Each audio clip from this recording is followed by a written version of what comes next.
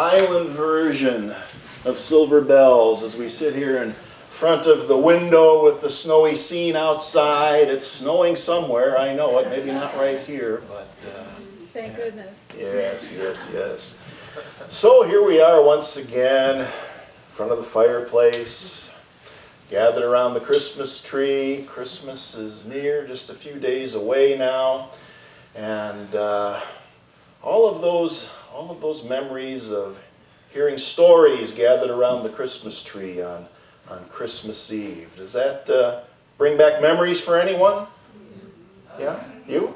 Some? Some? Not me.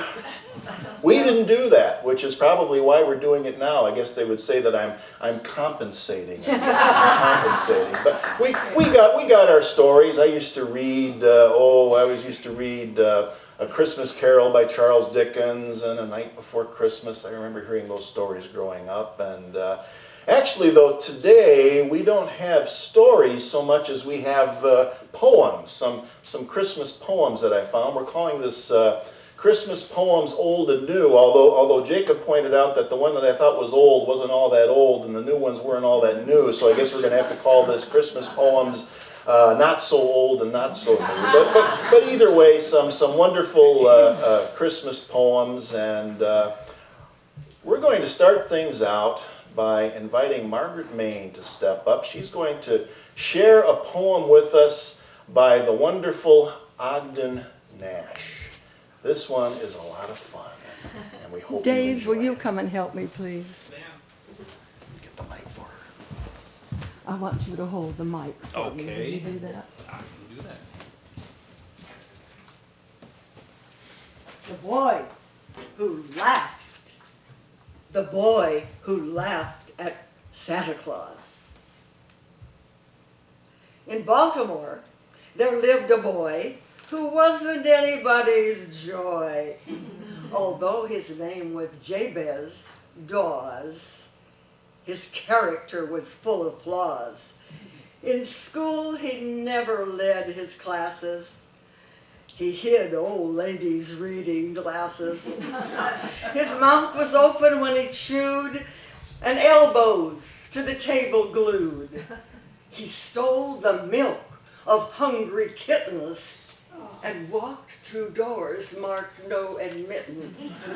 He said he acted thus because there wasn't any Santa Claus. Another trick that tickled Jabez was cry boo at little babies. He brushed his teeth, they said in town, sideways instead of up and down. Yet people pardoned every sin till they were told by Jabez Dawes, there isn't any Santa Claus. Deploring how he did behave, his parents sought an early grave. They hurried through the portals pearly, and Jabez left the funeral early. Like whooping cough, from child to child, he spread the rumor wild. Sure as my name is Jabez Dawes, there isn't any Santa Claus. He slunk like a weasel or a martin through nursery and kindergarten, whispering low to every tot, there isn't any, no, there's not. The children wept all Christmas Eve, and Jabez chortled up his sleeve. No infant dared hang up his stocking for fear of Jabez ribald mocking. He sprawled on his untidy bed, fresh malice dancing in his head. When presently, with scalp a-tingling, Jabez heard a distant jingling. He heard the crunch of sleigh and hoof, crisply alighting on his roof. What good would it do to bar the door? A shower of soot was on the floor. What was beheld by Jabez Dawes? A fireplace full of Santa Claus. Jabez fell upon his knees with cries of, "Don't, pretty please," he howled. "I don't know where you read it. Anywhere I never said it." "Jabez," replied the angry saint, "it isn't I, it's you that ain't. Although there is a Santa Claus, there isn't any Jabez Dawes," said Jabez with impudent vim. "Oh yes, there is, and I am him. Your magic doesn't scare me, it doesn't." Suddenly, he found he wasn't.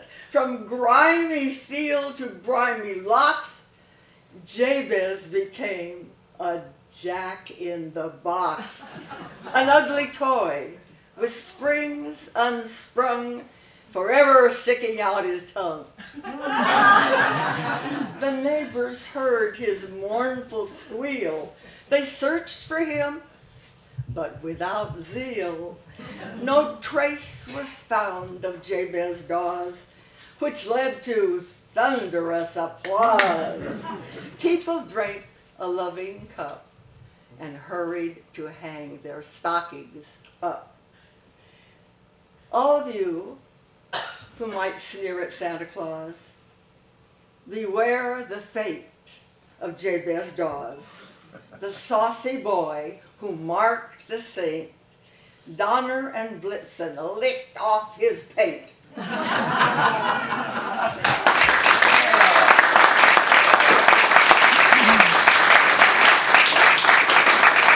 Oh, thank you, Margaret. Wonderful, wonderful job. Ogden Nash. What an amazing talent. Yeah. Well, from the slightly irreverent to the somewhat silly, we have a poem next called, not mean you, Dave, sorry about that. This next poem is called "The Night Before the Jackalopes Saved Christmas." Now, before we begin, I need to share with you the legend of the jackalope, in case you're not familiar with these critters. First noted by the original cowboys who roamed the western range, the jackalope is the antlered cross of the antelope and western jackrabbit. This unusual animal was known to mimic the nightly singing sounds of the cowboys who trailed cattle up the Chisholm Trail from Texas to Kansas. The cowboys knew the jackalope to be a highly aggressive animal, one that would use his antlers to charge a cowpuncher wandering out of camp at night alone. For this reason, many cowboys referred to the jackalope as the warrior rabbit. Cowboys were especially mindful of the Texas jackalope, whose great size was indicative of its native home, the Lone Star State, and whose ferocity was compared to that of the badger. The jackalope possesses the ability to elude most hunters and, under most all circumstances, does not like to be seen. On the trail, when a cowboy saw a movement from the corner of his eye and then turned to look at the movement and nothing was there, he knew he was in the company of one or more jackalopes. Small populations of the jackalope live to this day in parts of the American West. Although the chances of spotting an actual living jackalope are slim, his likeness can be found on postcards and rare photographs. And for those of you who are of a skeptical mind and doubt what I'm saying, we've been showing some proof up here. There must be the giant Texas jackalope, and what else do we have? Oh, well, see, there you go. See how cute they can be? Who says they're a warrior, buddy? Look at that one curled up there on a towel. And, of course, that's the Texas jackalope, the ones that are so big that you can ride them. So that is the legend of the jackalope, and now I give you The Night Before the Jackalopes Saved Christmas. Out in far west Texas, where the waters of the Pecos flow, I was rounding up stray doggies what got caught out in the snow. I bedded down next to some sagebrush, my saddle underneath my head, and I cozied up next to my fire, the hard ground as my only bed. I lay looking up at mountains that still silhouetted the western sky when all to once I saw a snow sleigh on the fly. It was Santa and his reindeer a-making up this dadgum sight, and seeing him gave me to know that it must be Christmas Eve night. They come a-charging in from the north and landed down in the desert basin, and they was bona fide by looking at 'em, not a figment of my imagination. I stayed hidden behind my sagebrush so as not to give myself away when old Santa stood up to stretch and then perambulated out of the sleigh. He says, "Now you reindeer, find something to feed on and stretch your bones a mite. You'll need all the help you can get on this coldest of Christmas nights." Well, the reindeer commenced to foraging on anything that served as feed when all to once the lot of them started munching on loco weed. As fast as I could think, they'd all swallowed the weed down good, and just as fast they started acting like locoed reindeer would. Old Donner commenced to buck jumping like a wild rodeo palouse, and Blitzen curled up on the ground a-honking like a sickly goose. The rest of them acted no better, and so it dawned on me real quick that these reindeer were in no condition to help our friend St. Nick. Old St. Nick, why, he needs critters what can pull a snow sleigh all night, and these reindeer wouldn't do it till they started feeling all right. Well, there ain't any reindeer in Texas, and none were falling out of the sky, so I needed to round up some other critters that could pull a snow sleigh on the fly. After much deliberating and shouldering the whole world's hopes, I realized this situation called for Texas-sized jackalopes. These varmints could pull a snow sleigh to the best of my surmise, because down in Texas, these critters grow to be supersized. These jackalopes grow large and rangy with antlers atop their crown, and when they're feeling ornery, they can charge a man to the ground. But even the meanest four-legged varmints rest in peace on Christmas night, so I figured to bring in a mess of them without too much of a fight. Well, I looked behind every cactus patch and all mesquite tree stumps, and I tried to spot jackalope antlers a-sticking out from sagebrush clumps. I scoured the country to the north and the country to the west, and I rounded up a herd of jackalopes and brought in 8 of the best.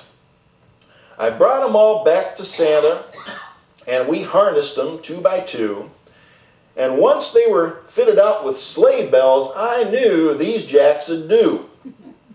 Santa said, "I appreciate your work, cowboy, but must tell you all the same, we can't take off to finish Christmas till I give each jackalope a name." Well, he looked each jackalope in the eye to capture their disposition, and he gave each of the varmints a name to fit that exact description. The old elf gave me a wink and said, "These critters will save the day. This'll be the jolliest bunch of jingling jackalopes to ever jerk a sleigh." He perambulated back in his snow sleigh, and to his team he gave a yell. "Charge on, you mighty deer bunnies, like coyotes were on your tail. Now jerky, now jumpy, now jackknife and floppy, on sourdough, on flapjack, on hardtack and hoppy. Out across the mountains, off into the western sky, let's take Christmas round the world with this snow sleigh on the fly."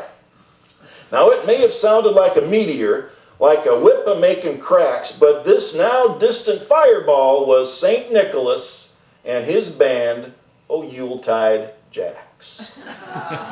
And that, my friends, is the story of how the jackalopes saved Christmas.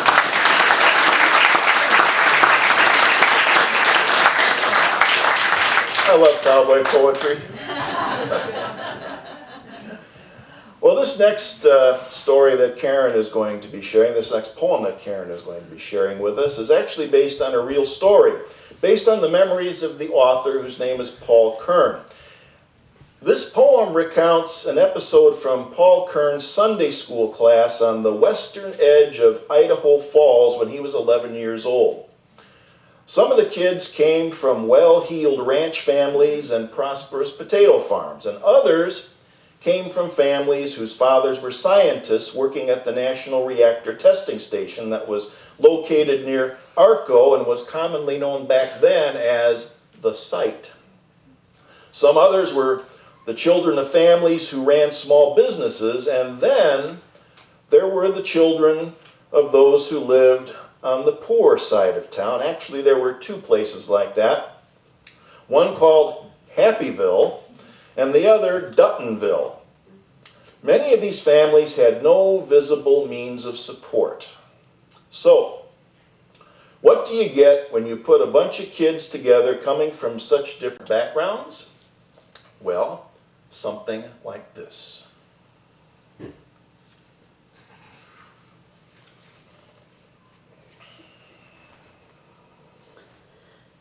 The Christmas celebration of Helen Dutton. Christmas had come as quick as it went. Cold was breezing through the hot air vent. Us rowdy kids didn't much give a care for what the teacher was saying there. It was cold outside and the snow was high. It squeaked underfoot as you walked by. Your breath would freeze inside your throat. Arctic wind nipped at your old winter coat. Like colts in the morning of an early snow, we were bucking up and wouldn't let go. And then she did it without making a fuss. She asked what we'd all got for Christmas. Well, Mike, he got a new pair of chaps, a Stetson, new boots, and a pistol with caps. And Butch, by golly, got a bunch of new shirts, some games, and a monster toy called Lurch. Lanana, the quiet girl, if I correctly recall, got a blue gingham dress and a Barbie doll. And Rael, the redhead, got something too, a 3-speed bike that was fancy and new. From kid to kid, the teacher went round. We listened good to what the others had found under the Christmas tree, when all of a sudden she turned and asked that little Helen Dutton. The Duttons lived in a tar paper shack on a ramshackle farm they rented out back. And well, out of sight on a rutted dirt road. No one should ever go there, or so we'd been told. Well, Helen brightened up just a speck, and we did too. Hey, what the heck? Maybe she'd had a celebration too. Good. That's what families normally do. Helen Dutton hadn't washed in a while, but when she broke into this great big smile, could it be she was ready to tell us all about some new clothes, new shoes, or a doll? Or maybe about a holiday feast with her dad, with turkey and ham when he wasn't all mad. Or maybe a box of oranges and treats and candy. Or the party they'd had. That'd sure be dandy. Now it's time for Helen to take the floor. There'd been none of what was said before. But she smiled softly as she began to talk. She'd got a coloring book and 2 pieces of chalk. That's it? That's all? What about the toys? And sugar plums for good little girls and boys? Not there. Just a crooked smile and tangled hair. Helen had a few more words to share. This girl with threadbare clothes and a dirty face would teach us something about dignity and grace. Little Helen Dutton went on to say, toys don't count much, less not on Christmas Day. Mama was home, and the fire was warm, and Daddy'd come in from working the farm, and he put up a sagebrush for our Christmas tree, and we got all excited, my sisters and me. And after a meal of oatmeal and horehound stick, Helen reached under the sagebrush and went to pick the present with the coloring book and chalk. Then Mama picked her up and gave her a rock. She whispered something as she cradled her tight, like Mary must have done that first Christmas night. Those quiet words of Helen Dutton just won't go away. Toys don't count much, less not on Christmas Day. The Christmas of Helen Dutton. Beautiful. Well, as Ken is making his way back to the piano, I always remember each year that it seems like we managed to get through all of the traditional Christmas carols on Sundays, and except for Silent Night. Silent Night we always do on Christmas Eve, and I thought, well, that's hardly fair because not everyone can make it to the Christmas Eve service, and that might be a favorite Christmas song of some of you here. So I'm going to ask Jacob to take the lights down maybe a little bit, and let's sing together 2 verses of Silent Night as we remember those words of little Helen Dutton about the true meaning of Christmas. So here we go.